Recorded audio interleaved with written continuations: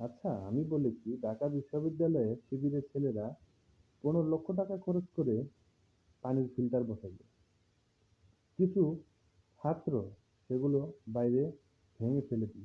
আচ্ছা ভাই, তোরা না ভাইঙ্গা জিনিসটা তোরা যারা লাগাইছিল শিবিরের ছেলে পেলে ওদেরকে বুঝাই দিচ্ছি যে ভাই ঠিক আছে, তোমরা তোমাদের এটা এখানে লাগাইছো, এটা আমরা চাচ্ছি না বা আমাদের এটা প্রয়োজন নেই। তো ওরা নিয়ে অন্য কোনো জায়গায় লাগাই দিত, কোনো মসজিদে বা কোনো মাদ্রাসায়, হাফেজি মাদ্রাসায়, এতিমখানায় কোথাও লাগাই দিত। অন্তত যারা ভালো ছেলে পেলে তাদের উপকার হইতো, তারা এটা দিয়ে চলে ফিরে খাইতে পারতো, তাই না? তো সবচেয়ে বড় কথা হচ্ছে যে যদি শিবিরে ছেলে পেলে কোনো শিক্ষার্থীকে, গরিব আহ, শিক্ষার্থীকে যারা বই কিনতে পারে না তাদেরকে যদি বই কিনে দেয়, কথার কথা, তো তখন তো দেখা গেছে যে এইসব ছেলে পেলে যারা পানির ফিল্টারটা ভেঙে ফেলছে তারা তো গিয়ে ওখানে ওদের বই খাতা ছিঁড়ে ফেলবে।